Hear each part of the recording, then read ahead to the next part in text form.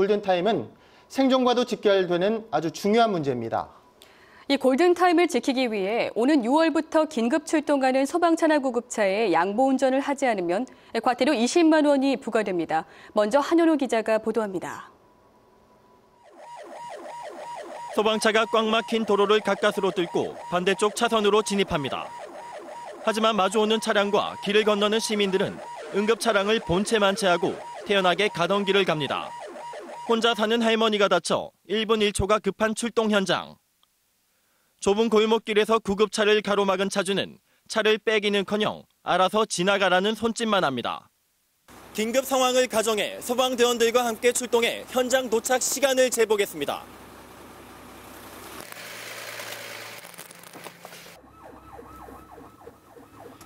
사이렌 소리에도 차량들은 좀처럼 길을 내주지 않습니다.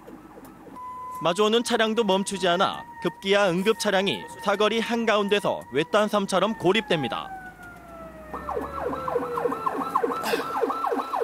실제 3분이 안 되는 거리지만 시민들의 길 터주기 협조가 안 되다 보니 6분이나 걸렸습니다.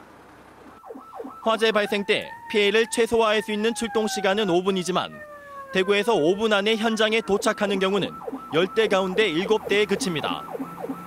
구조 차량은 더 심각해 5분 안에 현장에 도착하는 비율이 46%로 전국 평균에도 미치지 못합니다. 불법 주정차로 인해 저희 소방차 출동이 점점 더 늦어지고 있는 실정인데요. 특히나 시민들의 양보 운전이 잘 이루어지지 않아 신속한 현장 출동에 더 어려움이 많은 것 같습니다. 대구소방안전본부는 오는 6월부터 응급 차량의 길 터주기를 지키지 않는 차량을 단속해 과태료 20만 원을 부과할 계획입니다. 하지만 단속에 앞서 자발적으로 길을 터주는 성숙한 시민의식이 필요해 보입니다. TBC 한연호입니다. 네, 소방차의 길 터주기 그렇게 어려운 일일까요? 모범 사례로 손꼽히는 독일의 사례를 한번 살펴보겠습니다. 사이렌 소리가 울리자 꽉 막혀있던 도로의 차들이 일사불란하게 길을 만들어냅니다. 시내에서도 개구리 주차까지 하면서 적극적으로 길을 터주는 모습인데요. 이런 모세의 기적이 가능한 건 독일에서는 운전자가 면허를 딸 때부터 응급 상황에 대해 철저하게 교육받기 때문입니다.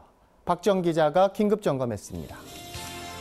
독일의 면허 교육 과정에는 1차선 도로에서는 중앙선에, 2차선이 넘는 도로에서는 1, 2차선 사이에 응급차 통행로를 만든다는 내용이 포함되어 있습니다. Allgemein gilt es Platz zu machen. Bei starkem Verkehr wird eine Gasse gebildet. Diese wichtige Regelung kennt jeder deutsche Verkehrsteilnehmer und richtet sich danach. 반면 우리나라는 응급차의 길을 비켜주고 싶어도 방법을 모른다는 운전자가 많습니다. 비켜줘야 될 것 같은데 일단 우측으로 가야 되지 좌측으로 가야 저도 혼란하고요. 세울 수는 없고 계속 가야 되니까 못 깨줄 때도 있고요. 운전면허 정규교육 과정을 갓 마친 예비 운전자도 응급 차량의 길을 터주는 방법에는 깜깜합니다. 저도 제대로 도로 주행하면서 배운 적이 없기 때문에 저 잘 대처하지 못할 것 같습니다. 사정이 이런 건 우리나라에서는 최소 1시간의 교육을 받고 면허를 딸 수 있기 때문입니다. 도로에서 응급차를 만났을 때 길을 내주는 방법은 교육 과정에서 빠져 있습니다. 안전운전 수칙에 관해서 통상적으로 어떻게 하라는 거는 하지만은 응급차량, 소방차량 이런 내용은 따로 없다고 합니다. 응급차가 현장에 도착하기까지 걸리는 1분 1초는 한 생명과 직결된 문제죠. 간소화된 운전면허 교육에 가장 중요한 게 빠지지는 않았는지 돌아봐야 할 때입니다. TBC 박정입니다. 네, 어렸을 때 학용품도